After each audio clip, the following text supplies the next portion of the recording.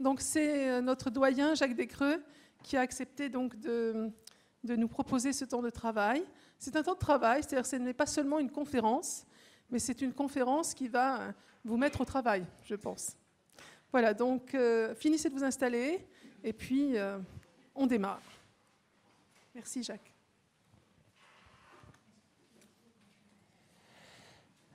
Voilà, le titre est vraiment prétentieux, je le regrette, parce que ce serait une question, évidemment, le rapport du récit à la vérité, que je ne devrais pas prétendre épuiser, loin de là. Si j'avais envie enfin, j'ai pris un peu ce thème-là, c'est parce que vous suivez des cours athéo en ligne, des cours d'exégèse, mais avec des enseignants d'ailleurs qui peuvent suivre différentes méthodes, mais on n'explique jamais ou rarement ce qu'il y a en amont, quels sont les fondements de ce que nous faisons. Et c'est un petit peu ce que j'ai essayé de vous proposer cet après-midi. C'est-à-dire que je vais m'aventurer dans un champ qui n'est pas du tout le mien. Et j'espère qu'il n'y a pas trop de philosophes dans la salle parce que je ne voudrais pas recevoir des tomates. Je vais m'aventurer dans le champ de l'herméneutique, donc qui relève plutôt de la philosophie. Et donc j'y vais avec crainte et tremblement. Disons que voilà, j'aurai 4 points. D'abord, je vais partir d'un exemple littéraire pour poser ma problématique. Puis, dans un deuxième temps, je vais essayer donc, enfin, dans ce premier temps, de montrer que la question du rapport du récit à la vérité appelle à réfléchir aux relations entre réalité historique, fiction littéraire et lecteur. Je verrai alors comment le philosophe Paul Ricoeur a abordé cette question dans un ouvrage magistral, Temps et récit, et quelles sont les conséquences de sa réflexion pour l'étude biblique. Dans un troisième temps, je ferai entendre une critique adressée à Ricoeur ou à ses successeurs, qui fera apparaître au fond une fracture qui divise les exégètes et qui, c'est un peu comme la théorie de la relativité par rapport à la théorie quantique. On a du mal à relier les deux. Donc on va voir qu'il y a deux modèles qui sont, au fond, qui divisent les exégètes peut-être. Et puis alors après, c'est un peu un excursus, c'est pas tout à fait dans la ligne de ce qui précède, mais je vais passer du côté de la théologie, je serai un peu plus à l'aise, et de la Bible, pour prolonger la réflexion. Donc ça va être le premier temps qui sera le temps de plus de conférences, de cours, et puis dans l'après-midi, après, je vous proposerai un travail biblique en petits groupes, à partir d'un texte, et puis on reprendra un temps ensemble peut-être pour renouer les choses en fin de journée. Enfin, fin de journée, on s'arrête à 4h30, hein, si j'ai bien, ou 5h moins quart, je ne sais plus. Voilà. Alors, premier point, donc, je vais partir d'un extrait d'un livre de Georges Semprin. Donc, Georges Semprin, homme politique espagnol et homme de lettres, qui est décédé en 2011, qui était résistant pendant la Seconde Guerre mondiale, qui a été déporté et qui avait vécu l'expérience concentrationnaire à Buchenwald. Et il a écrit un livre témoignage qui s'appelle « L'écriture ou la vie », où revient en refrain cette question : comment écrire ce qui a été vécu à Buchenwald ? Comment dire la vérité de cette expérience ? Alors voilà, j'ai pris un extrait qui est tout à fait caractéristique du livre. Le contexte est le suivant. Plusieurs déportés sont en train de converser lorsque le narrateur les rejoint. Et donc c'est Yves, un des amis du narrateur, qui parle. Nous étions en train de nous demander comment il faudra raconter pour qu'on nous comprenne. Je hoche la tête, c'est une bonne question, une des bonnes questions. Ce n'est pas le problème, s'écrie un autre aussitôt. Le vrai problème n'est pas de raconter, quelles qu'en soient les difficultés, c'est d'écouter. Voudra-t-on écouter nos histoires, même si elles sont bien racontées ? Je ne suis donc pas le seul à me poser cette question. Il faut dire qu'elle s'impose d'elle-même. Mais ça devient confus. Tout le monde a son mot à dire. Je ne pourrais pas transcrire la conversation comme il faut en identifiant les participants. Ça veut dire quoi, bien raconter, s'indigne quelqu'un. Il faut dire les choses comme elles sont, sans artifice. C'est une affirmation péremptoire qui semble approuvée par la majorité des futurs rapatriés présents, des futurs narrateurs possibles. Alors je me pointe pour dire ce qui me paraît une évidence. Raconter bien, ça veut dire de façon à être entendu. On n'y parviendra pas sans un peu d'artifice. Suffisamment d'artifice pour que ça devienne de l'art. Alors je saute quelques pages ou quelques paragraphes. C'est une autre personne qui donne son avis. J'imagine qu'il y aura quantité de témoignages. Ils vaudront ce que vaudra le regard du témoin, son acuité, sa perspicacité. Et puis il y aura des documents, plus tard les historiens recueilleront, rassembleront, analyseront les uns et les autres. Ils en feront des ouvrages savants, tout y sera dit, consigné, tout y sera vrai. Sauf qu'il manquera l'essentielle vérité à laquelle aucune reconstruction historique ne pourra jamais atteindre, pour parfaite et omnicompréhensive qu'elle soit. Les autres le regardent, hochant la tête, apparemment rassurés de voir que l'un d'entre nous arrive à formuler aussi clairement les problèmes.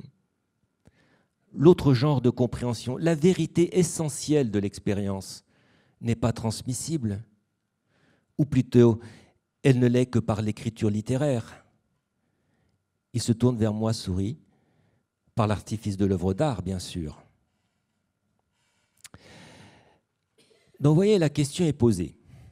Comment rendre dans un écrit la vérité d'une expérience ?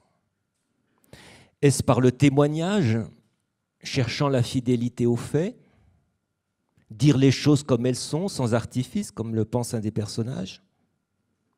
Ou bien est-ce par la fiction littéraire qui justement utilise l'artifice ?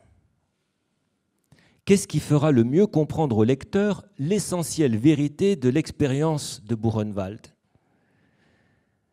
La question de la transmission par l'œuvre de la vérité d'une expérience introduit ici l'auditeur ou le lecteur. La question est posée, comment être entendu ? Comment être écouté ? Et pour Samprin, seul le récit de fiction est capable de transmettre la vérité essentielle de l'expérience. Parce que le témoignage attaché aux faits ne parviendrait pas à introduire le lecteur dans ce qui a été vraiment vécu par les déportés.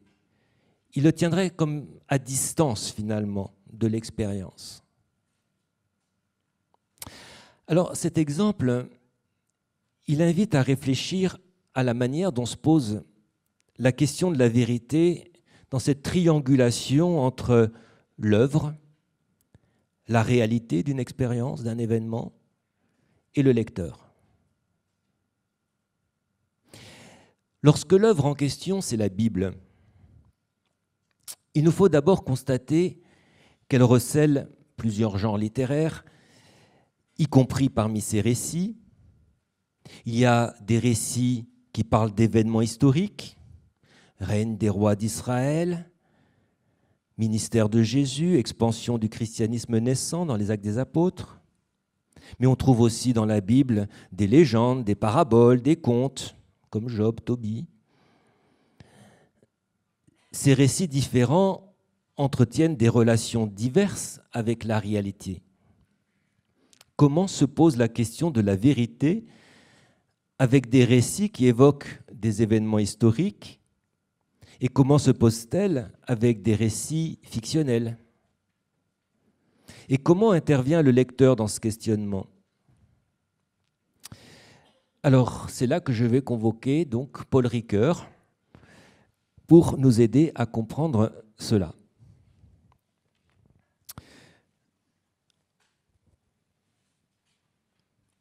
Alors, je crois que ce n'est pas la peine que je présente Paul Ricoeur. Je pense qu'il est connu, ce grand philosophe. Temps et récit, c'est une œuvre monumentale. Ça fait 1200 pages. Ça prend un peu de temps à lire. Ce n'est pas tout à fait aisé non plus à lire. C'est une œuvre qu'il a publiée au début des années 80. Alors, je ne vais pas la résumer, parce qu'en un quart d'heure, ça serait quand même une gageure. Mais je vais retenir quelques lignes qui me paraissent essentielles et qui, par rapport à notre questionnement. Dans Temps et récit, Paul Ricoeur entend explorer le rapport qu'il y a entre l'expérience humaine du temps et le récit.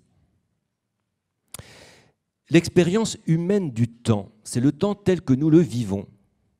Et le temps tel que nous le vivons, ce n'est pas seulement une succession d'événements inscrits dans une chronologie, une succession chronologique d'événements. Nous faisons des liens entre les événements. Nous sommes capables de trouver des cohérences dans le temps vécu. Certains événements de notre vie en expliquent d'autres, par exemple. Et puis il y a des événements qu'on oublie aussi vite qu'ils sont arrivés, et d'autres qui ont une certaine permanence en nous, qui nous habitent, qui restent. Donc le temps vécu, il est à la fois chronologique, mais aussi non chronologique. C'est ça l'expérience humaine du temps, à la fois chronologique et non chronologique. De son côté, un récit raconte une succession d'événements, et là aussi, ils n'ont pas tous, toutes les secondes dans la chronologie du récit n'ont pas la même durée dans le récit. Il y a des chapitres qui, si vous prenez l'évangile de Jean, vous avez 12 chapitres pour 3 ans de ministère de Jésus, et puis 9 chapitres pour une soirée, enfin 24 heures. Donc vous voyez, on peut raconter plus ou moins lentement. Un récit aussi, il est à la fois chronologique et non chronologique. En tout cas, un récit va dessiner aussi une succession d'événements qui dessinent une temporalité. Alors, quel est le lien entre cette propriété du récit qui est de dessiner une temporalité, on dessine un temps, et l'expérience que nous faisons du temps?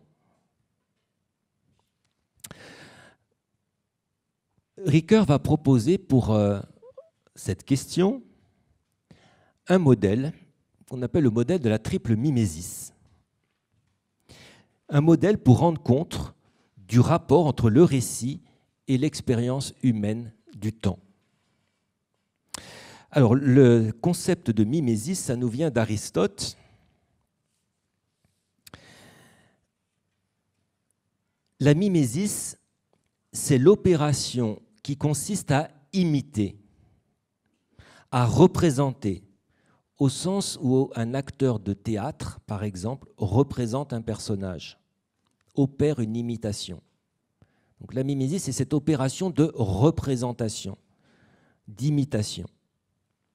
Et ce que la mimésis imite ou représente, c'est de l'action. C'est un concept dynamique, la mimésis, c'est une opération. Donc voilà, la mimésis, c'est cette représentation de l'action. Comme un acteur représente un personnage, la mimésis représente une action, de l'action. La mimésis, c'est une activité créatrice. Ce n'est pas un simple décalque du réel. Ce qu'on produit, ce n'est pas un décalque du réel. C'est une imitation, une opération d'imitation, de représentation. Et donc, la mimésis, elle opère ce passage du réel, du domaine du réel, de l'expérience humaine, au domaine imaginaire, fictif, le domaine du récit. Donc pour Ricoeur, l'articulation entre l'expérience humaine et le récit passe par une mimésis, une opération d'imitation, de représentation de l'action. Le récit, c'est une imitation d'une expérience humaine du temps. Alors, Ricoeur repère 3 dimensions dans cette mimésis, qu'il appelle mimésis 1, 2 et 3. et donc que je vais essayer d'expliquer. Je vais commencer par mimésis 2, celle qui est au milieu, parce que c'est la fonction pivot dans ce modèle. Ricoeur la nomme la fonction de configuration ou de mise en intrigue. C'est l'opération qui transforme des faits, des événements disparates en une histoire. Des éléments divers en une intrigue unifiée. Et quand on met des événements disparates dans une intrigue, dans un récit, ça leur donne une intelligibilité. Tel événement devient cause ou effet d'un autre et prend par là un sens.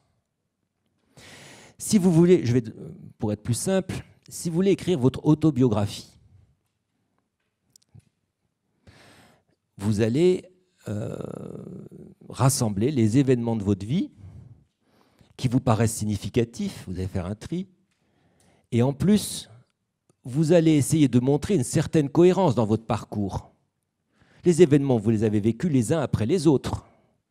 L'opération de mimésis, c'est ce qui va leur donner de la cohérence. Vous allez les mettre, les tisser ensemble pour faire apparaître votre parcours de vie, l'intrigue de votre vie. Qu'est-ce qui fait que vous êtes aujourd'hui ce que vous êtes ? Et vous allez essayer de l'expliquer par ce que vous avez vécu précédemment. Donc vous allez faire une intrigue pour aboutir au résultat d'aujourd'hui. C'est ça l'opération de mimésis. C'est le moment où vous rassemblez tous ces événements disparates, vous les intégrez dans une intrigue qui a sa cohérence et qui va donner du sens à l'ensemble. Est-ce que c'est à peu près clair? Oui? D'accord. Parce que c'est quand même assez... voilà. C'est un peu conceptuel. Donc, le récit obtenu, finalement, dessine un temps chronologique, puisqu'il va y avoir une succession d'épisodes, mais il va transformer cette succession en une histoire qui va vers un accomplissement, à son point final. Des événements passés vont expliquer la situation d'aujourd'hui, par exemple, dans l'exemple que je prenais. Et donc, ça invite à reprendre l'histoire à rebours, de son point final vers le commencement. Quand je vois à quoi on arrive, du coup, ça donne du sens aux événements passés. Quand vous arrivez à la conclusion du livre, par exemple dans un roman policier, vous avez la solution de l'énigme à la fin, mais du coup, vous reparcourez le livre en disant « Ah bah oui, mais j'aurais pu déjà repérer tel ou tel élément dans l'intrigue qui aurait pu me mettre sur la piste. » Donc, vous voyez bien, vous repartez de la fin. Une fois que vous avez fini le livre, vous repartez de la fin et vous le reparcourez d'une certaine manière. Le récit représente donc à la fois un temps chronologique, mais aussi non chronologique, puisqu'il vous invite à partir de sa conclusion vers le commencement, à un moment donné. Donc il est à la fois chronologique et non chronologique, comme notre expérience humaine du temps. Donc Mimésis 2 dit toute l'importance qu'on accorde à cette intrigue, à cette configuration de l'intrigue, à cette manière créatrice d'agencer, d'ordonner le récit. Cela souligne qu'un récit n'est pas à appréhender seulement du point de vue de son contenu, les différents faits qui vont être racontés, par exemple, mais aussi par la manière par laquelle il est raconté, le comment, ce qui va faire qui va tisser une certaine manière de raconter qui va donner du sens à l'ensemble. Donc ça, c'est Mimésis 2. En amont de Mimésis 2, il y a Mimésis 1.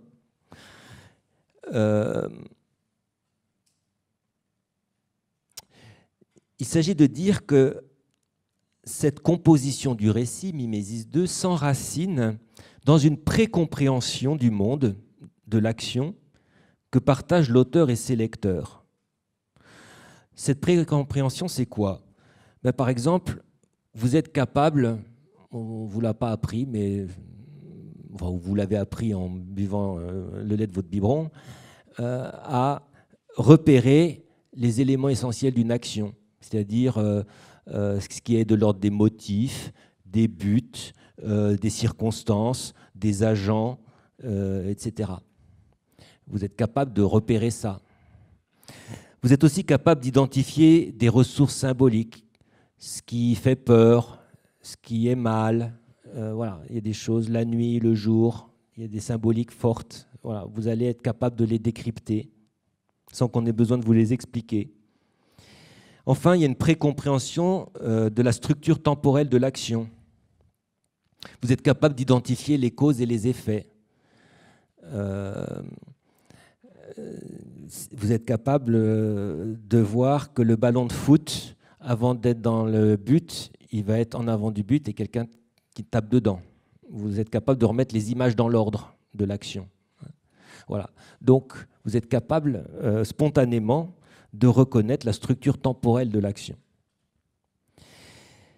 Donc, quand on veut configurer un récit, au fond, on a déjà ça en amont que l'auteur partage avec son lecteur. Au fond, il y a une précompréhension globale.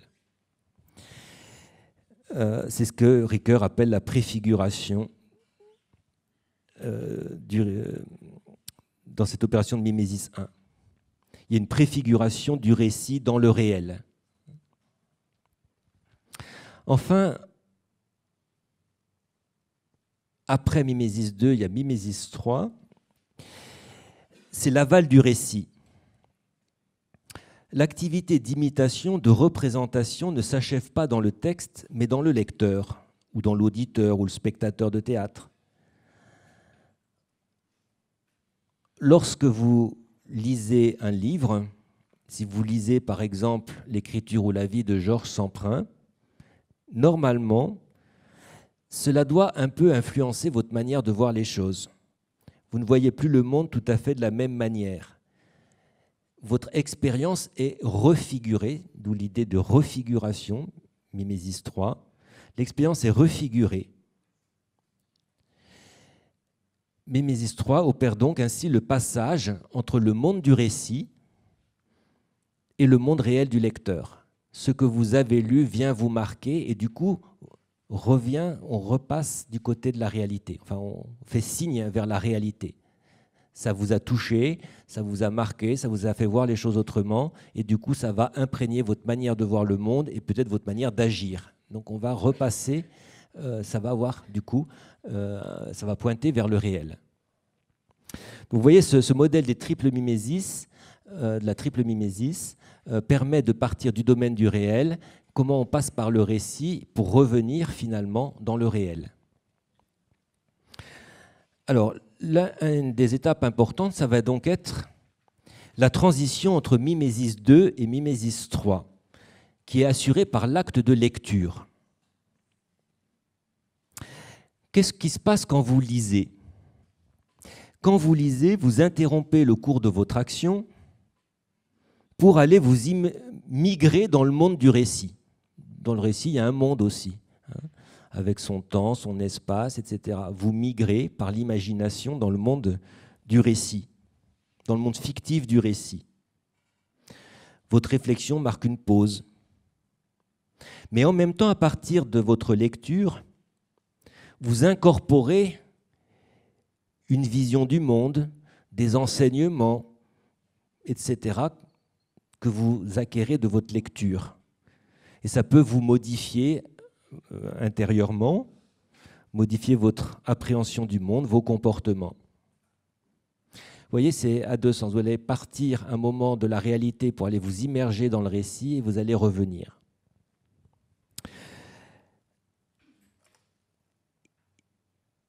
Mimésis 3 opère donc ce passage entre le monde du récit et le monde réel du lecteur.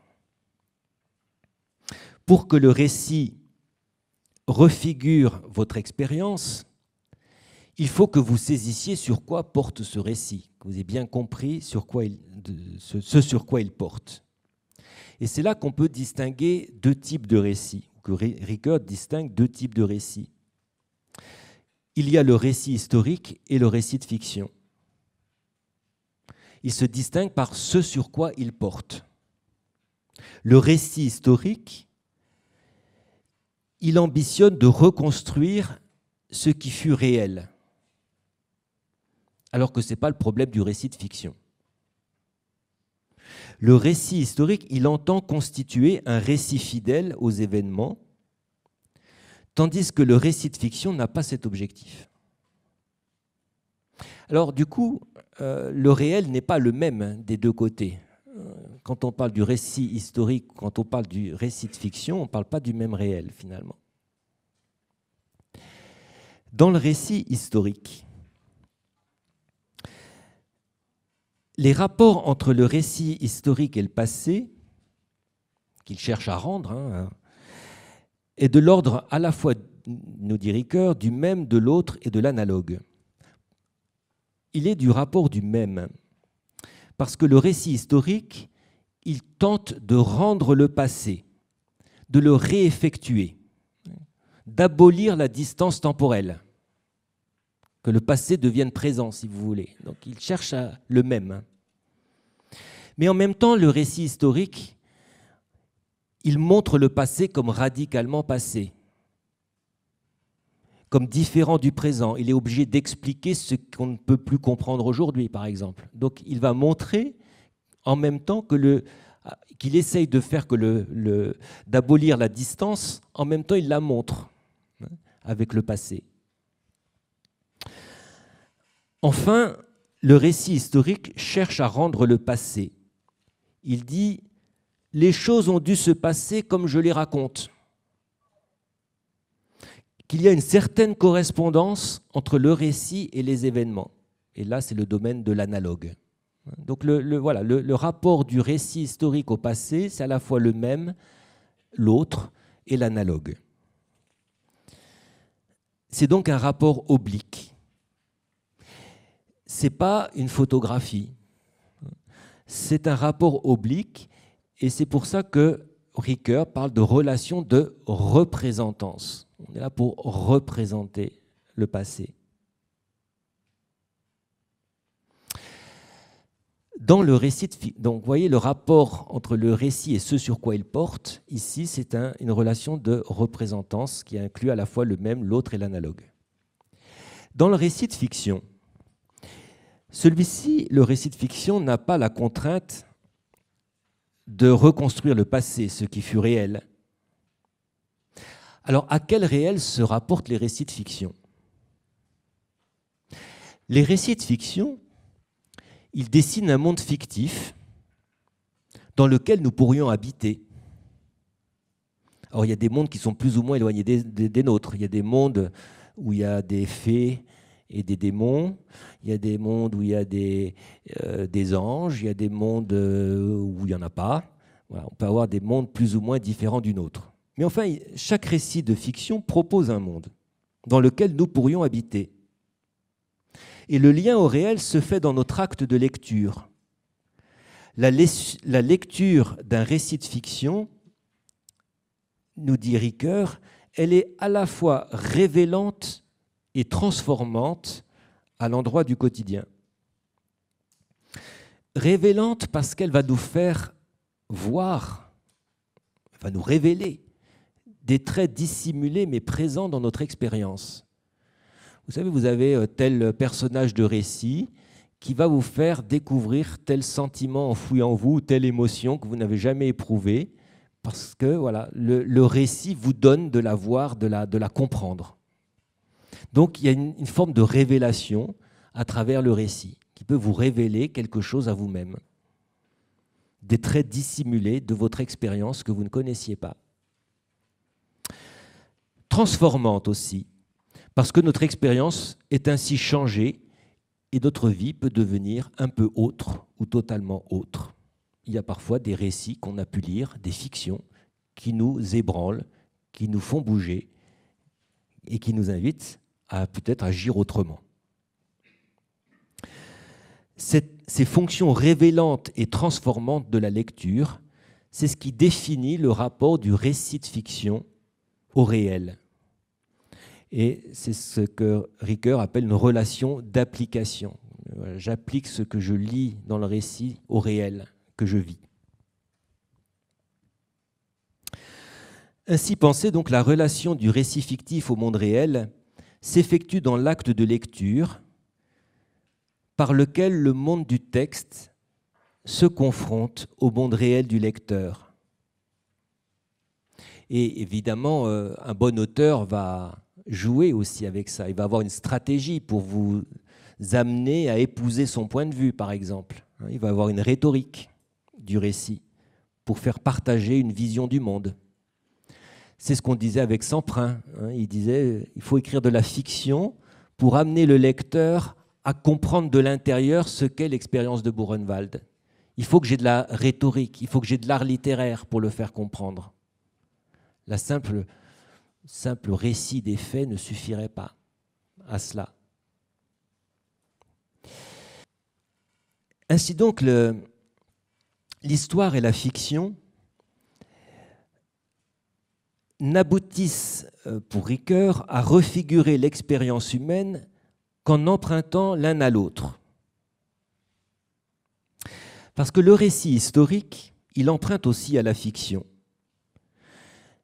Pour que le récit historique fonctionne bien, Ricoeur a été critiqué sur ce point, mais pour Ricoeur, pour qu'il fonctionne bien, il faut qu'il emprunte à la fiction pour que le passé soit vivant, pour que le passé ne soit pas complètement dilué.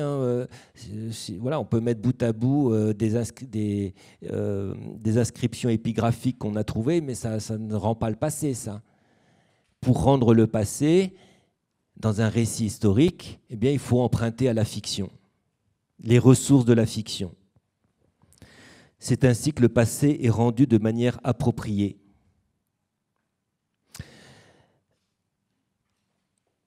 La fiction, elle offre ainsi à l'histoire aussi la possibilité de dire certains événements. C'est ce qu'on voyait avec Semprin, comment traduire un événement réel, l'expérience de Buchenwald.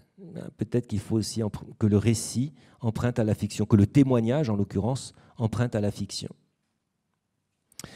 Réciproquement, la fiction doit emprunter aux ressources du récit historique. En effet, ce qui est raconté dans le récit de fiction, c'est raconté comme si ça s'était passé. La voix narrative, elle vous raconte une histoire au passé simple, au temps narratif, comme si ça s'était passé. Même un écrit de science-fiction qui se projette dans le futur va être raconté comme si ça s'était passé. Ça ne sera pas raconté au futur. Ce qui est raconté est du passé par rapport à la foi narrative. Et donc la fiction imite, d'une certaine manière, le récit historique. Et parce qu'elle l'imite, parce qu'elle a un effet de réel, on pourrait dire, eh bien, elle nous permet de nous approprier dans notre monde ce qui est raconté.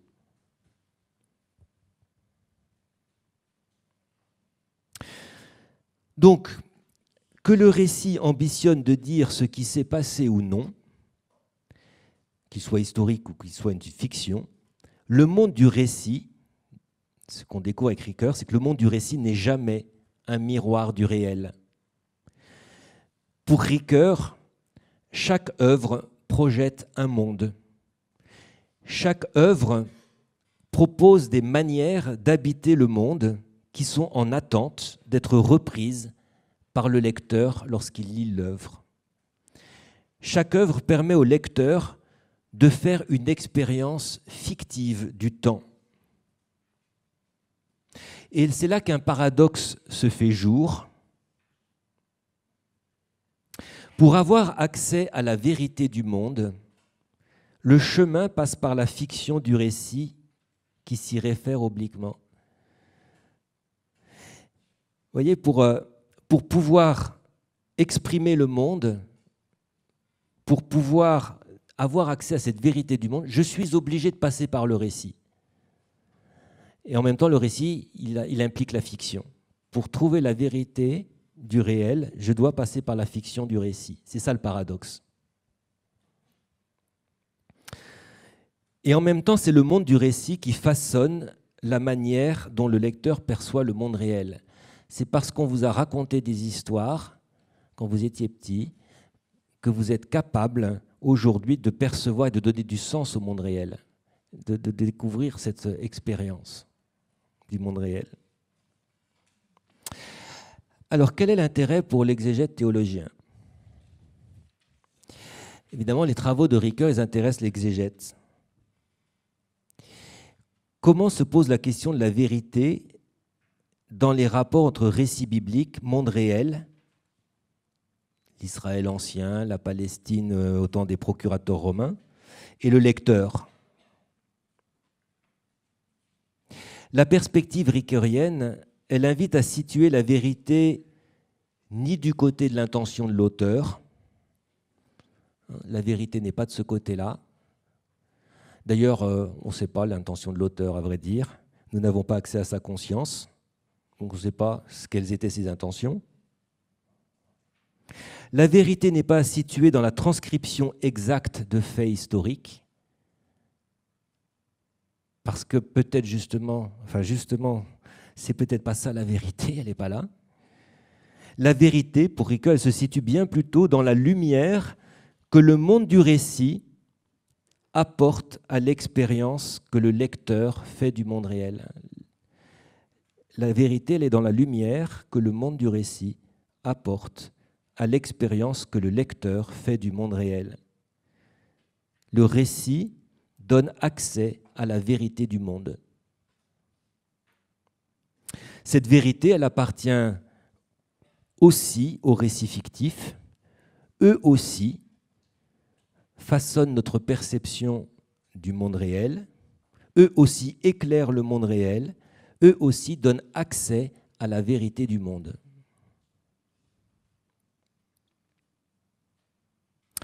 Et donc, dans cette perspective, l'exégète s'intéressera moins à déterminer si ce que racontent les récits bibliques est exact historiquement.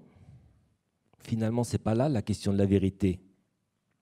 Il ne s'intéressera pas à se dire est-ce que c'était vraiment l'intention de son rédacteur d'écrire ça, tâche d'ailleurs impossible, mais il va essayer de déterminer comment la manière dont un récit est raconté éclaire le monde réel, façonne une perception du monde réel.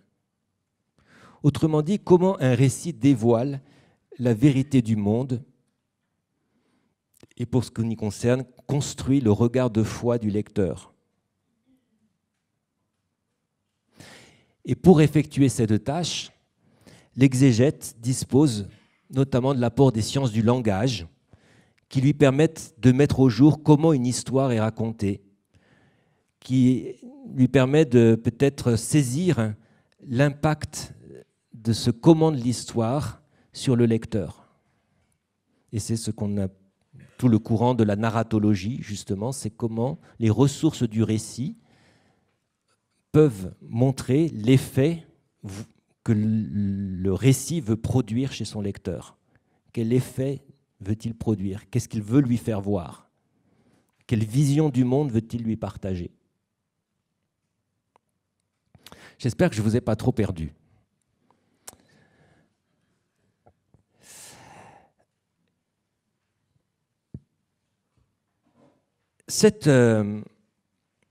Dans l'herméneutique de Ricoeur, qui fonde donc l'approche narratologique, notamment des textes, on voit que c'est le texte qui s'impose au lecteur. C'est le texte qui refigure la perception que nous avons du réel. Certes, le lecteur va combler les blancs du récit. Le récit ne dit pas tout, donc on restitue ce qui manque. On va le déchiffrer. On a des conventions littéraires, ce qui fait qu'on peut compléter ce que le récit ne dit pas. Ça, c'est la position de Ricoeur. Le texte s'impose finalement au lecteur. Mais d'autres auteurs estiment que ce n'est pas le récit qui s'impose au lecteur, mais que c'est le lecteur qui fait le récit. C'est ce courant qu'on appelle le Reader Response Criticism, avec donc critique de la réponse du lecteur, avec l'idée donc forte que la signification ne dérive pas du texte, mais que c'est le lecteur qui l'a fait. Alors, pour comprendre, Un des tenants de ce Reader Response, c'est Stanley Fish. Fish, c'est un professeur de littérature anglaise. Et il va développer sa réflexion sur le rapport du lecteur au texte dans un livre qui est intitulé « Is there a text in this class ?»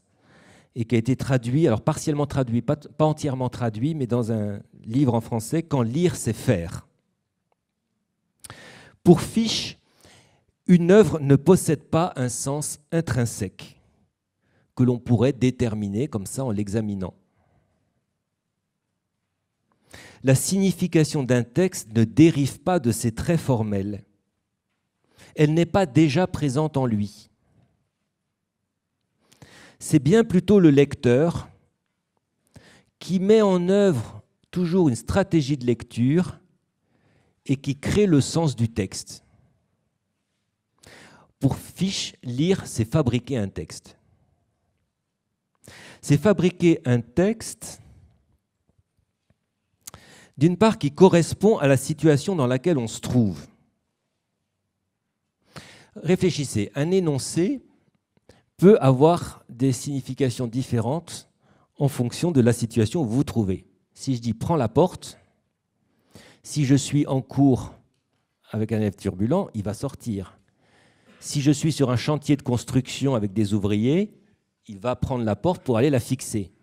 Donc l'énoncé « prend la porte », pour Fish, c'est bien la preuve qu'il n'a pas sa signification en lui-même. C'est vous, lecteur, qui la lui donnez pour qu'elle corresponde à votre situation.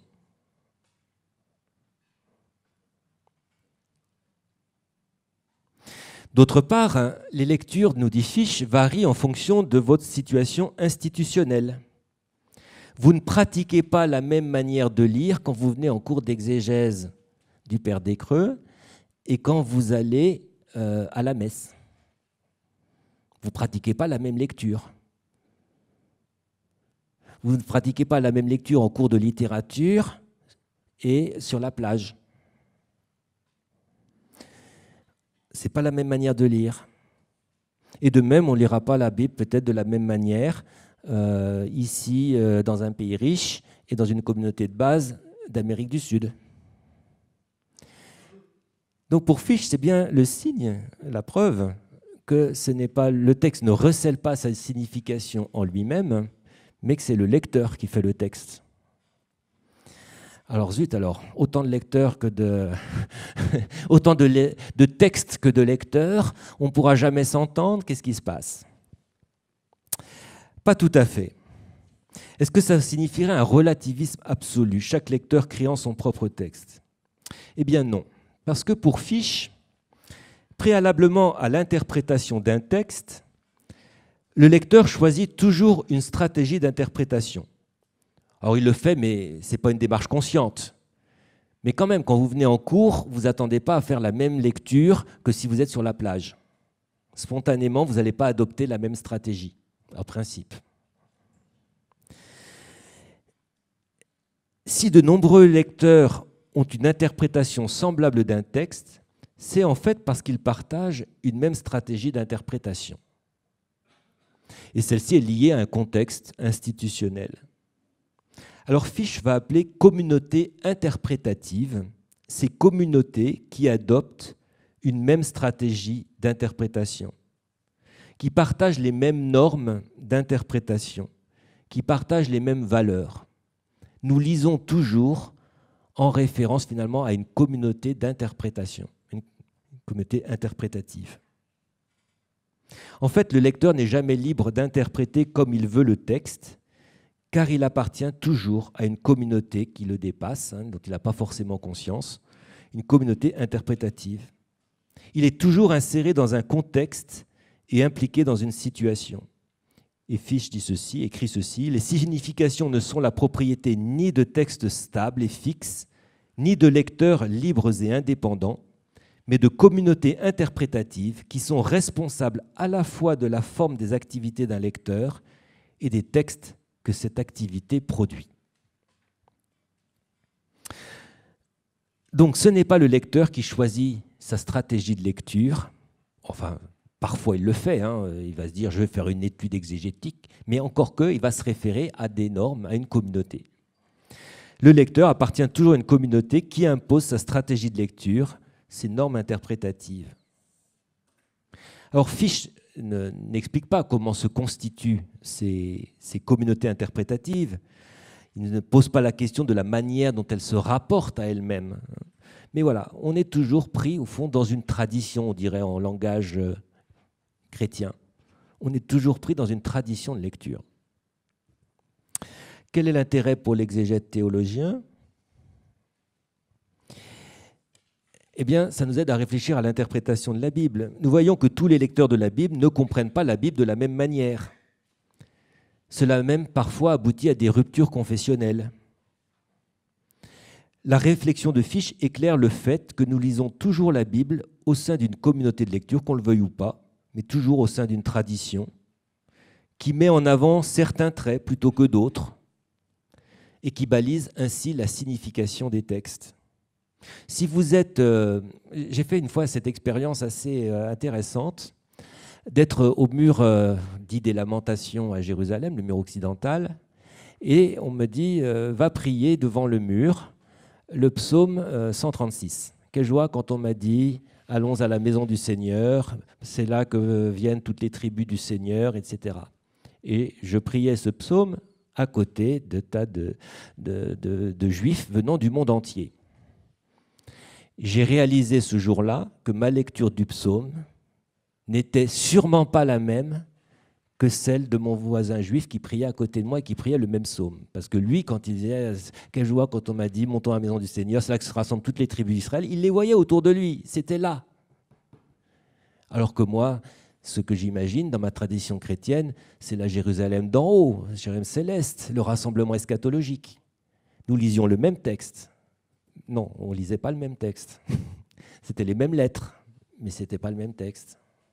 Chaque lecteur fait son texte dans sa communauté d'interprétation. Donc voilà, selon la confession chrétienne à laquelle on appartient, selon le contexte social, est-ce que c'est l'étude académique, est-ce que c'est un groupe de prière, voilà, on ne lit pas le texte de la même manière, les stratégies interprétatives sont différentes et le texte biblique déploie différentes significations.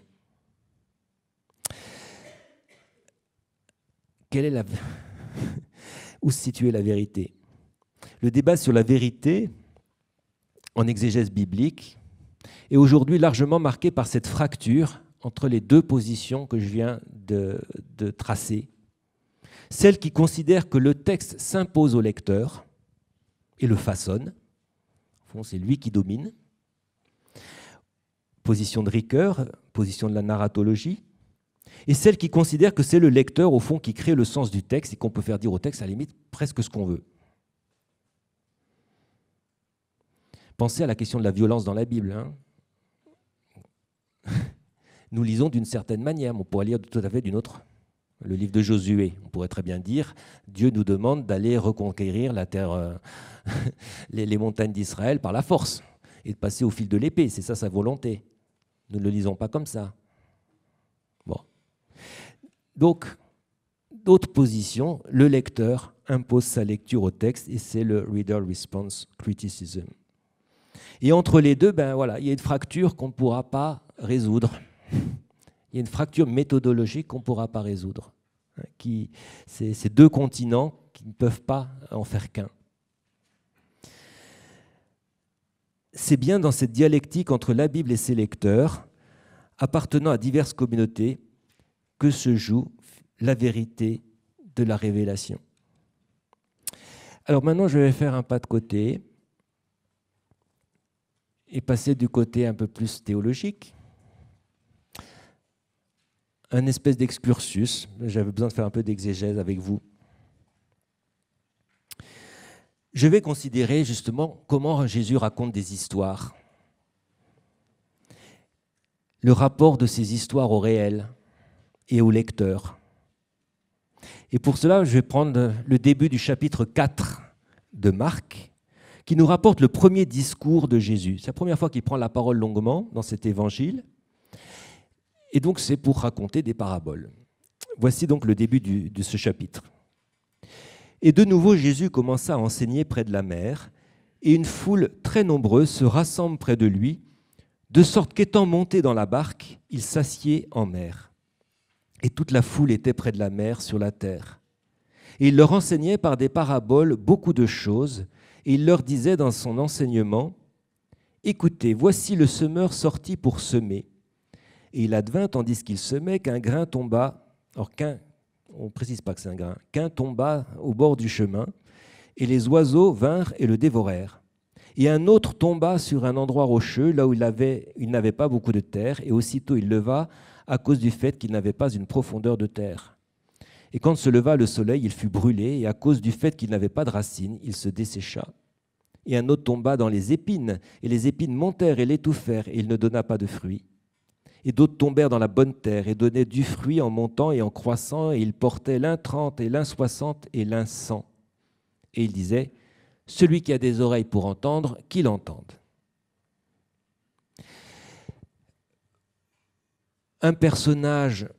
Un seul personnage qui est mis en scène et qui est uniquement identifié par sa tâche, le fait de semer. Ce qu'il sème n'est jamais précisé. C'est désigné par un pronom neutre, ho ou auto, puis par un adjectif indéfini, allo, un autre, et à la forme plurielle, des autres, Allah. Il revient donc au lecteur de combler ce blanc. Spontanément, vous imaginez une graine, une semence. Et la parabole oppose deux types de destinées. D'abord 3 destinées individuelles au verset 4 à 7, puis la destinée d'un groupe, verset 8.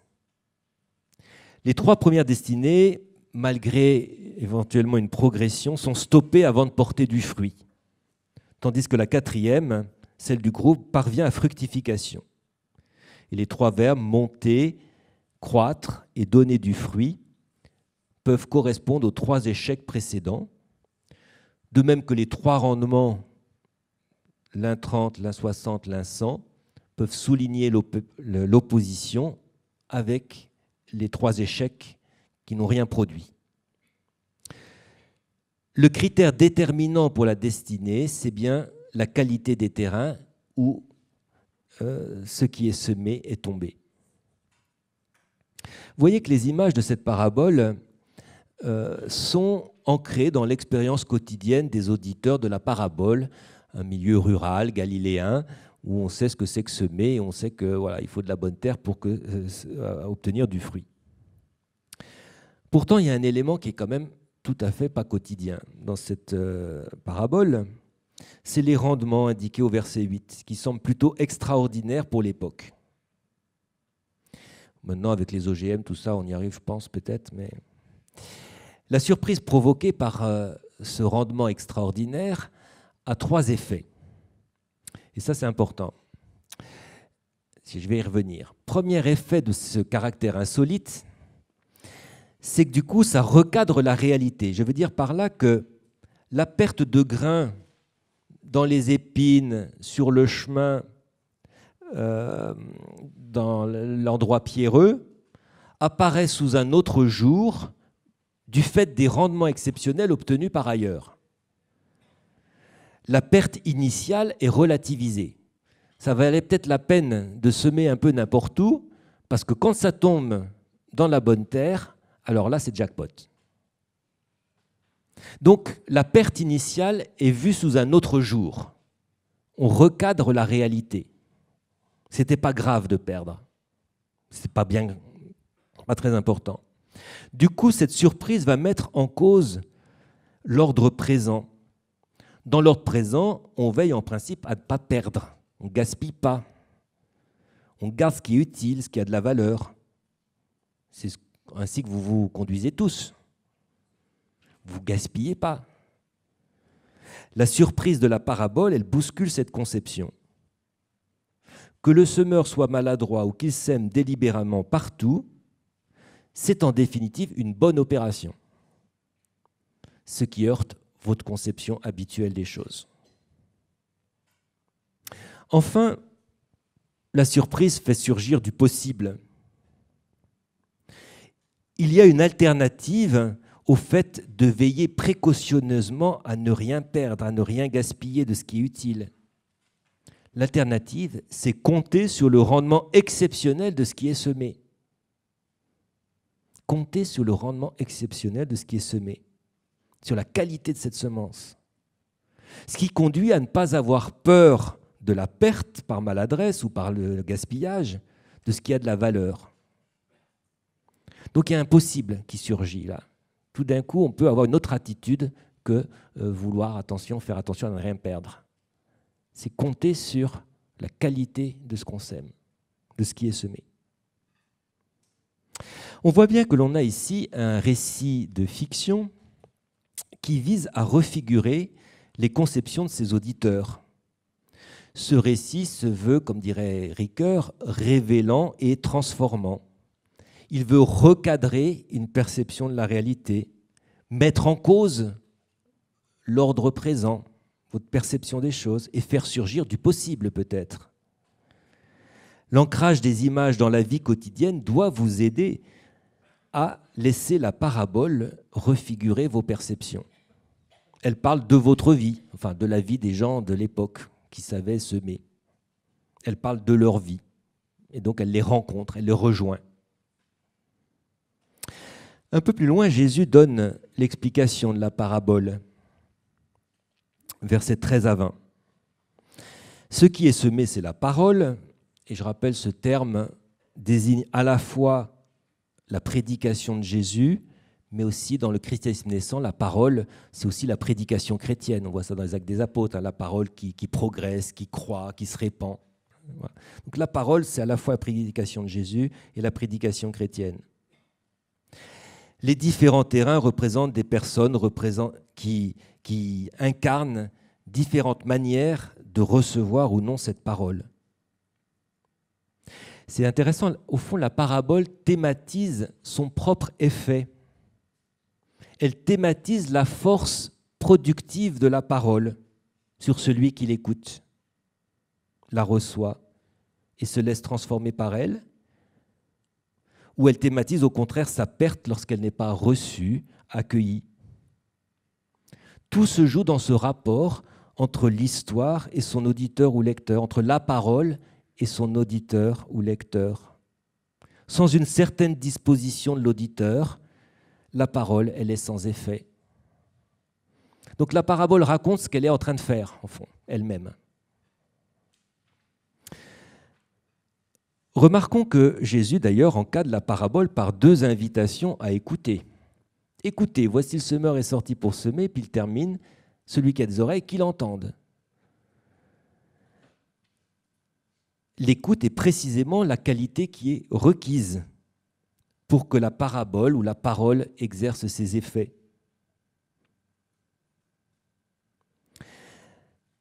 C'est donc, elle vise clairement un effet sur ses auditeurs, comme le grain entend produire du fruit. Après la parabole et avant son explication, il y a quelques versets. Quand il fut à l'écart, ceux qui étaient autour de lui avec les 12 l'interrogeaient sur les paraboles. Et il leur disait, « À vous le mystère du royaume de Dieu est donné, mais à ceux-là du dehors, tout advient en parabole, afin que regardant, ils regardent et ne voient pas, et qu'écoutant, ils écoutent et ne comprennent pas, de peur qu'ils ne se convertissent et qu'il ne leur soit remis. » Vous voyez que Jésus oppose le « vous » à ceux du dehors. Ce n'est pas l'opposition entre les disciples et la foule qui est au bord de la mer, mais c'est plutôt une opposition entre deux catégories de disciples, entre deux catégories d'auditeurs, pardon. Parce que cette opposition, on l'a déjà rencontrée un peu plus haut dans l'Évangile, au moment où la mère et les frères de Jésus se tiennent dehors et le font appeler, et il y a ceux qui sont autour de Jésus, ce sont ceux qui font la volonté de son Père. Donc, on distingue, font cette distinction, ces deux catégories d'auditeurs. Il y a vous, ce sont ceux qui font la volonté de Dieu, qui sont autour de Jésus, il y a ceux du dehors qui ne parviennent pas à entrer, qui restent extérieurs. Qu'est-ce qui oppose les deux catégories d'auditeurs? Tous reçoivent l'enseignement de Jésus en parabole. Ce n'est pas ça qui les oppose.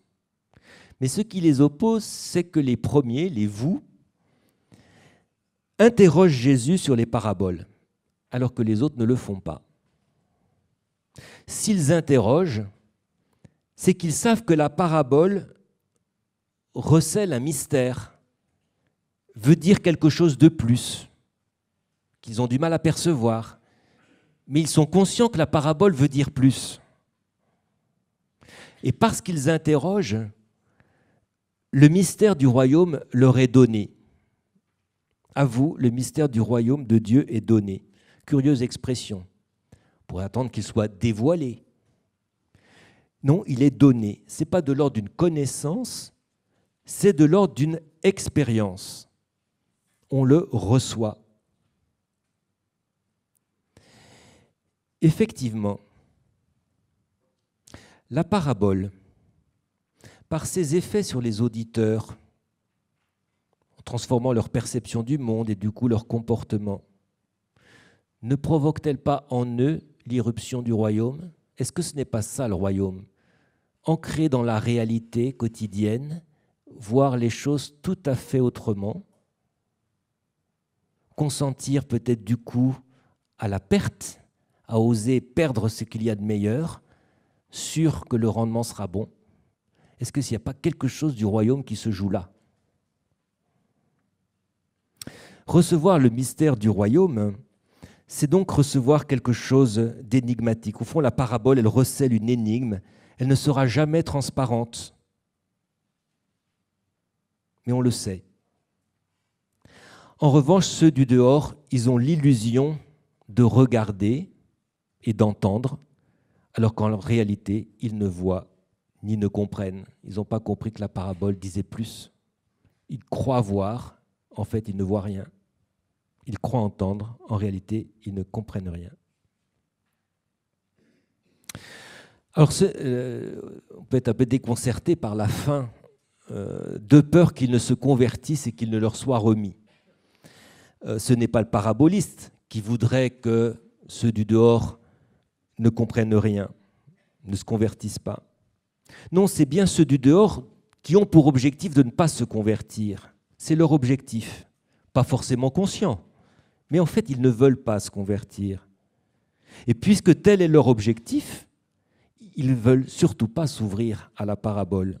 Ils ne veulent pas risquer qu'elle les interpelle. Ils ne veulent pas risquer de voir et de comprendre. La parabole, elle est ainsi un opérateur de vérité. Elle conduit les uns à un bouleversement intérieur, elle leur fait faire l'expérience du mystère du royaume, et c'est de l'ordre, selon la parabole, d'une croissance, d'un fruit porté, et c'était bien la vocation de la bonne terre, de porter du fruit, tandis que d'un autre côté, elle révèle l'intention des autres, ne pas se convertir. Au fond, la parabole ici, c'est un récit qui fait la vérité. C'est un récit qui fait la vérité.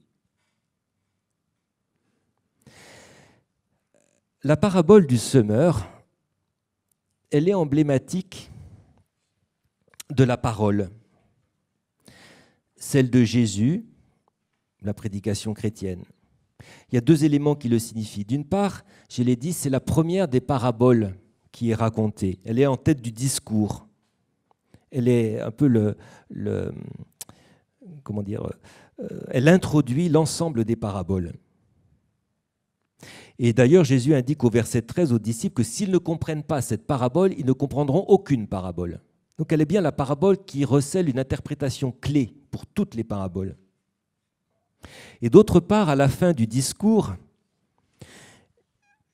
l'évangéliste conclut: par de telles paraboles nombreuses, il leur parlait la parole comme ils pouvaient l'entendre, mais sans parabole, il ne leur parlait pas, mais en particulier à ses propres disciples, il expliquait tout. Autrement dit, la parole de Jésus est toujours de l'ordre de la parabole.